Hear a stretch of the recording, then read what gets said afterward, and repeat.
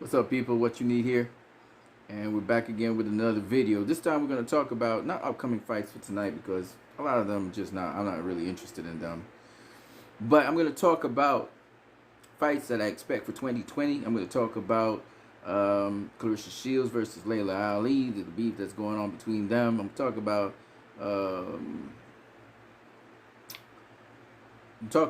Mayweather being given Fighter of the Decade by the Boxing Writers Association of America. Okay, so we're gonna talk about that. Okay, let's start off with first of all fights that I'm looking forward to in 2020. You guys can pitch in and throw in the fights that you want to see in 2020. Okay, so some of the fights I want to see in 2020 are, well, we got some of them already booked and they're on the card. So Tyson Fury versus Deontay Wilder is a very interesting fight. I'm looking forward to that. I'm also looking forward to upcoming fight this year in the welterweight division: Errol Spence versus Terrence Crawford, Errol Spence versus Manny Pacquiao, Mikey Garcia on DAZN versus Jesse Vargas. That's a very interesting match. Will tell us a lot about those guys. Let me just put this up right here, okay? Looks a little cloudy, but don't worry, it's just the lighting doing that. I'm not quite sure why. Yeah. There you go. Also, I'm looking forward to fights like, let me turn this way away from that. There you go. I'm looking forward to fights in the women's boxing. It looks like Claressa Shields might go up to 168, facing the unified champion over there. That would be interesting. As well as looking forward to fights like, see what happens in the, actually the super middleweight division is a pretty interesting division. I also am interested in the light heavyweight division. I would like to see if Demetrius Bivol will actually end up facing Artur Beterbiev. I'm also interested in who's going to get the WBO title. We know one of the people who's going to be up there to get the WBO title, Joe Smith Jr. Who's he going to be facing? That's going to be very interesting.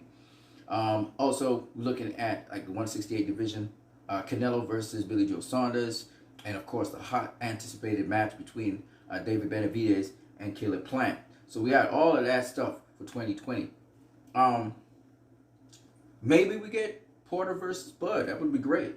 Porter versus Bud. I would love to see that fight. I'm looking forward to something like that. In terms of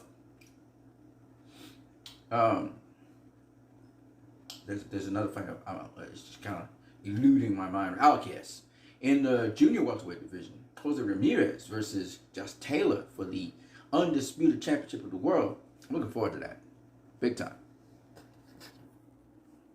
So these are just some of the fights. Okay, my screen's a little bit cloudy.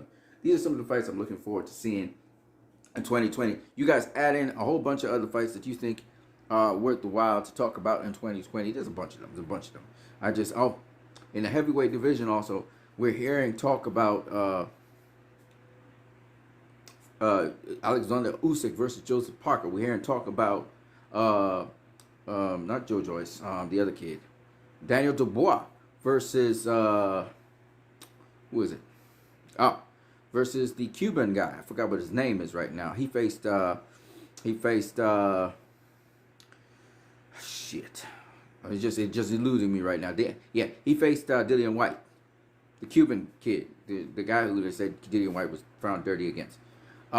Also, who's Regis Prograis going to be facing next? I'm interested in that. I like Regis Prograis. I follow him. In the lightweight division, we got coming up Teofimo Lopez versus Vasily Lomachenko. We don't know who Gervonta Davis is going to be matched up with, but it should be an interesting fight. I would like to see who Gary Russell Jr. is going to be matched up with next. Not the fight that he has upcoming, but whoever in terms of champion superstar. Might be Gervonta Davis versus Leo Santa Cruz, so you might see that matchup. That's an interesting matchup for me. I'll look forward to that. Leo Santa Cruz has a high output. He's a tall, rangy kind of fighter, but he also fights on the inside very, very well, and he throws volume. So Gervonta will have a problem with that. So I'm looking forward to a fight like that as well. We got Devin Haney. We got Luke Campbell out there. We got the kid who's supposed to face Luke Campbell. I forgot what his name is. So we got interesting number of fights. I haven't even started speaking about all the fights. In the heavyweight division, I'm hearing that Dillian White would be facing. Who's he going to be facing? I'm trying to remember. There's an opponent that's supposed to face. Dillian White's supposed to face. Good fighter. It's not Povetkin. I don't think it's Povetkin. It's Povetkin. I can't remember. Povetkin versus Dillian White is good, but that's not the one. I think it's. I think I'm not too sure. I think it's. Oh shit, man! Come on. The kid who just fought. Drawing some blanks. Don't worry about it. AJ. He just fought AJ. All right. I just can't remember his name for nothing right now. The Mexican fighter.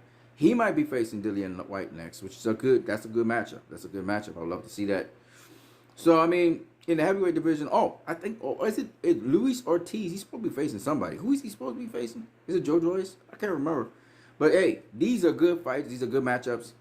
And these are the kinds of things that I'm looking forward to. You know, I think Luis Ortiz is going to be facing somebody. I can't remember who it is, though. It could be Luis Ortiz is facing Andy Ruiz. That's the name I'm looking for. Andy Ruiz. It could be that. Or it's Andy Ruiz versus Dillian White. I can't remember which one it is. But all of those matchups are great matchups because that's what you want with the heavyweight division. You want the guys at the higher tier to be facing each other, you know? So, I mean, that's what we want, right? That's the fights we want to see. So you guys tell me the fights you want to see. Let's get on to the other topic. The other topic is Mayweather being given Fighter of the Decade by the Boxing Writers Association of America. Again, I'm not mad at it. Like I said, I thought that Manny Pacquiao produced a lot more fights. Right? He produced a lot more fights. But, once again, if you really look at Mayweather's resume and the stuff that he did, you can't really be mad at it, okay? So, if he got Fighter of the Decade, it's not a consolation prize, in my opinion. It's very rightfully you can say that he's the Fighter of the Decade because just because he beat all the other guys who could have been Fighter of the Decade. So, I get it. I give people their props for that. I'm not mad, okay? The next one we want to talk about is Laila Ali and her comments about Claressa Shields. First of all, let me just make it abundantly clear. I don't think that Laila Ali can even stand a chance right now against Claressa Shields. I don't know what Laila Ali's on. She might be smoking some medication or some shit. But to come back into boxing doesn't make sense at 42 years of age after you haven't fought for what? 2007? It's now 2020. You haven't fought for 13 years. That just, to me, it's retarded. I mean, Joe Frazier, what's his name? George Foreman did it, but he still had a lot of tune-up fights before he even stepped in the ring. And I just think Laila Ali, her ego is talking there. She ain't stopping Claressa Shields. That ain't happening. And Claressa Shields got much better boxing IQ than Laila Ali. But Laila Ali, I mean, two-time gold medalist. Her footwork's really on point. She has fast hands. It should be a hell of a lot of problems for Laila Ali, period. And Laila Ali likes to scrap a lot. So, you know, as much as she talk about boxing, she scrapped a lot. And then the level of opposition she faced in her career is nothing compared to what Claressa Shields is doing right now. Okay, so I don't think so. However, there was something that Laila Ali said in an interview with Sway that really got my attention. I was saying to myself, you know what? She has a point there. She was talking about how Claressa can't get the KOs that she really wants to get. Now, Claressa is working on this, but nonetheless. And Laila Ali says she knows why Claressa is not able to do that. And, of course, she has a lot of experience, so Laila Ali will kind of know that. But the thing about it is, we all know Claressa doesn't sit down on all her punches. She's now starting to do so with her trainer, John David Jackson. The other thing is Claressa's kind of a little bit predictable. What I mean by that is, you don't want your opponent to know that you're going to hit them. So Andrew Ward kept on trying to explain to Claressa and throw in the jab, you know, how you have to vary the stuff. You know, you try to change it up all the time. It can't be predictable. Both in timing, both in your rhythm, both in how you set up your punches. And Claressa is more and more kind of becoming that, but she's a very busy fighter to start with. That's just not her style, where she pot shots. But nonetheless, you know, I gave her some constructive criticism, which was that, one, you have to, you know, from what I see, I mean, I'm not a professional, but from what I see and from what Coach Eric Bradley says, you have to not only sit down on your punches, but you also can't be predictable in how you throw your punches. You want to catch your opponent with a punch that they're not able to brace for. Because if somebody can brace for something, then they can stand. And another thing is she kind of rushes to crash the opponent, try and get him out of there. And sometimes you just need to pick your spots and just keep on working them. You know, not just going off the jab and the stick, because I know she throws a lot of combinations, but also while you're punishing them, you don't want them to be too defensive. You want them to throw punches. You want them to feel you have to trap set more, and she doesn't trap set enough. She's kind of just straight, you know, she's kind of straightforward. No special effects. She got decent defense and stuff, but she's always looking to hit the opponent, and she's too aggressive at times. And I just think that she needs to trap set a lot more so she can set up the KO, so she can set up the knockout. So it's those kinds of things that I was talking about to her. Of course, some other guy, he decided to harass me. You know, when you're talking a bunch of shit, people don't say nothing to you. When you are actually saying something that's actually constructive and makes sense, that's when these guys come out the woodworks. They don't know that I'm praising Claressa Shields. They don't know what my story is, and they just open their big mouths because they see my on Twitter. My icon is Superman, so they think I'm some comic book guy, and they don't know where I'm coming from, you know. Anyways, that's so much for that. Yeah, I'm still working on the Claressa versus Bud thing, but I think Bud is in Claressa's camp, sort of like, you know, Bud's very supportive of Claressa and so on. So not to say that she spar Bud or anything, just that, you know, they're in the same kind of camp and support and stuff. But Claressa has sparred a number of people, and just very recently she sparred another pro boxer who was retired, and she's been sparring guys. So she spars guys because to prepare for women, she spars guys, and sometimes she spars women. You know, she spars everybody. She get whatever you can get, whatever work you can get. Nobody holds back on you. You know, it's work. You want to get in the ring with a guy, but fine. You know, it's work. You know, so you know, as I said before to you guys, and I keep on re-emphasizing it, I do believe that Claressa would go 3 rounds with Bud Crawford. I don't know why you guys think that Bud is some knockout artist. He's not, okay? He never has been. He's always been a good boxer. He's been matched with guys in the ring that made him look sensational, that made him look like a knockout artist. But he's not that. He's not Errol Spence. Let's just put it that way. Y'all don't know that, but then again, some of you guys, Bud Crawford guys, were going to say, oh, yeah, he's Errol Spence. But think about who Errol Spence knocked out. He stopped Chris Algieri. Chris Algieri never been stopped before. Is a solid fighter, a good fighter. He even beat Amir Khan, okay, in my opinion. And he knocked out Chris Algieri, okay? He stopped him to the body, of course. Errol Spence has stopped Leonard Bundu, a switch hitter, okay? He stopped him, okay? This old guy was supposed to be in the ring.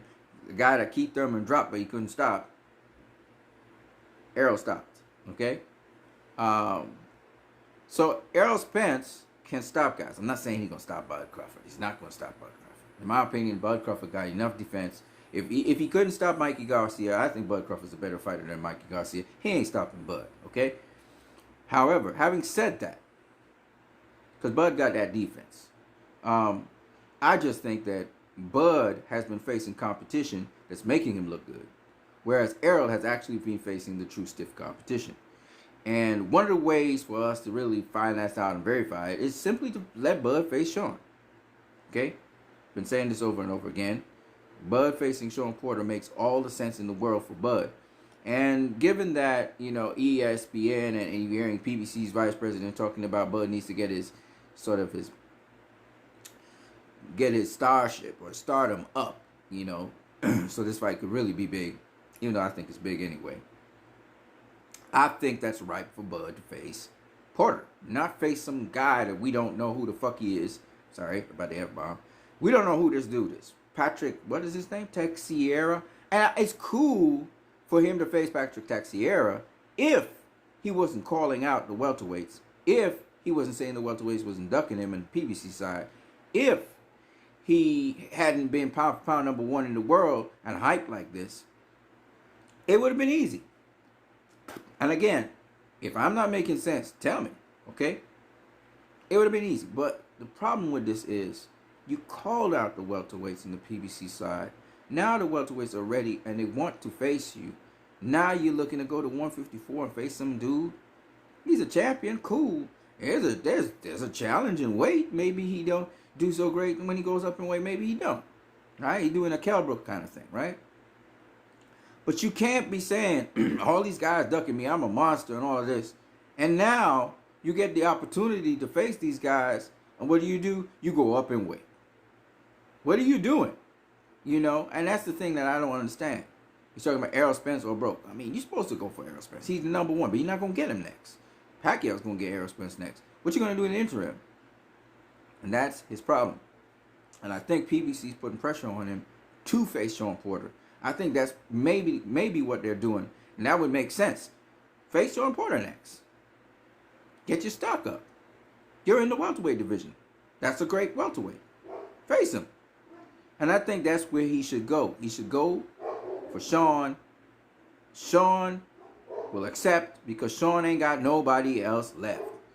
He wanted Errol. He wanted Pacquiao. He ain't going to get him. So Sean and Danny's getting in a fight. Mikey's in a fight. There ain't nobody for Sean to face that's high profile. Crawford. There we go. Al Heyman make it happen. So Crawford face Sean. That's probably what they're doing. Because in my opinion, his stardom is good enough as far as I'm concerned. If he can face Sean, his stardom is good. Because Sean is just now in a pretty decent pay-per-view.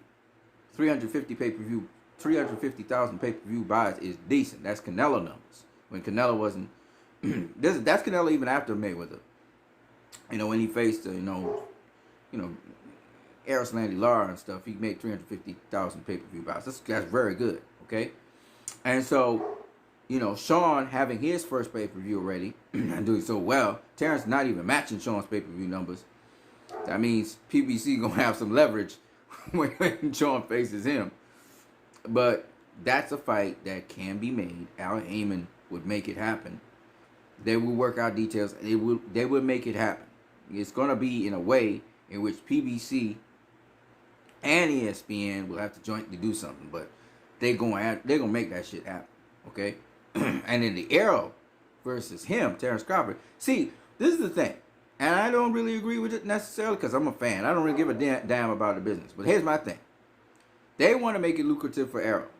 Errol is the guy who holds all the cards. Errol's the guy who's going to be the A side. Okay? It's just what it is. But here's the thing.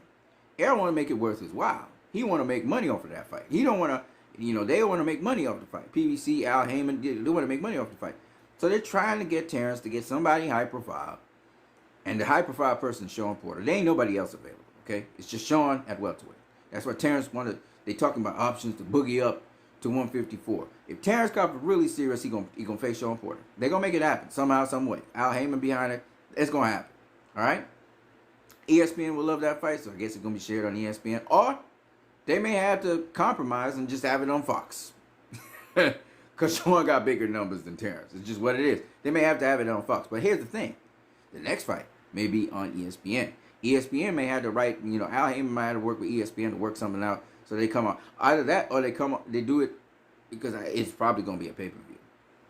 They're going to have to cut it in such a way that Sean gets the bigger pay-per-view amount. Because Al Heyman ain't going to throw Sean under the bus. Sean going to make money.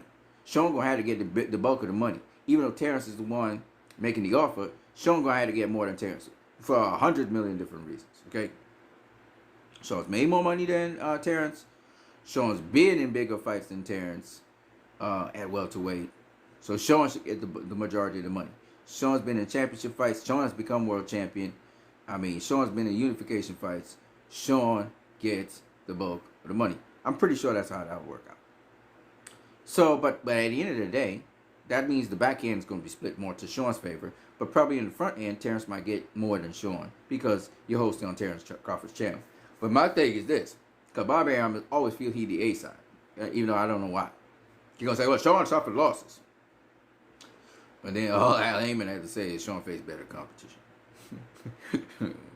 We don't know if Terrence would win against that competition. You're thinking Terrence would win. You don't know.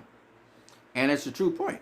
And Terrence has had the opportunity to face two fighters, as far as I do know, who wanted to face him. And Those two fighters are Kell Brook and Sean Porter. Okay? Them is two guys they are willing to face Terrence Crawford. Strike one was against Kell Brook. Is he going to have a strike two against Sean Porter? I don't know. But at the end of the day, I'm hoping that the Sean Porter versus Terrence Crawford fight will happen. I'm not against Terrence Crawford, like I said before. I'm all wanting to see him get those fights and prove himself. Show that he is pound for pound number one. Show himself to be number one welterweight in the world. You know, everybody's got confidence behind Terrence Crawford. He ain't done nothing yet, in my opinion, to let me have my confidence. I'm still skeptical about him, and rightfully so. I think Errol Spence still beats him, but I don't think it's going to be a fight that's not competitive. I think it's going to be competitive. I just think Errol takes him down the stretch, especially where Errol works the body. I think he takes him down the stretch. It's just what it is. I don't think that Terrence Crawford's in the vicinity or realm of a Manny Pacquiao. Okay, that's that. I'm just being honest with you guys. I don't think he's as good as Manny Pacquiao.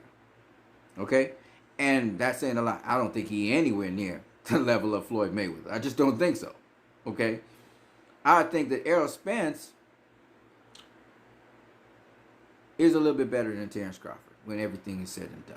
I think he's a little bit better than Terrence because of his experience, because he's been in them top tier fights at the welterweight division. And Terrence don't really have an equivalent throughout his career of what Errol has faced. Errol's combinations, not to knock Terrence Crawford, his best fight was against Gamboa. And Gamboa tagged him up, right? Errol got the benefit of facing, and he faced Sean Porter. He faced Kell Brook, okay? Terrence didn't face Kell Brook. He want to talk all this talk about, you know, Kell Brook tagged you up. Well, face Kell Brook and show us you could do something different. He didn't do that, okay? He had the opportunity. Then he want to talk about Sean Porter tagged him up. Well, face Sean Porter. Show us how it's done, okay? He don't want to face Sean Porter. Or does he? Let's see. I hope he does. Because you can't be talking about this fighter being tagged up by all these other fighters. You get the opportunity to face these fighters, whether you believe it or not. You don't follow through with these fighters to get the opportunity done to show, hey, this is how you handle it. You didn't do that. See, Mayweather could talk about whatever you want to talk about because with Pacquiao, because Mayweather handled Marquez. Pacquiao came out there and said, you know, you want to face Mayweather? Okay, I'm going to handle Marquez. Then I'm coming for you, right? After the Victor Ortiz fight, he was like, Pacquiao, you're next. Mayweather always wanted to make the fight with Pacquiao. We all know this, okay? 2011, tried to make the fight. It fell through in 2012.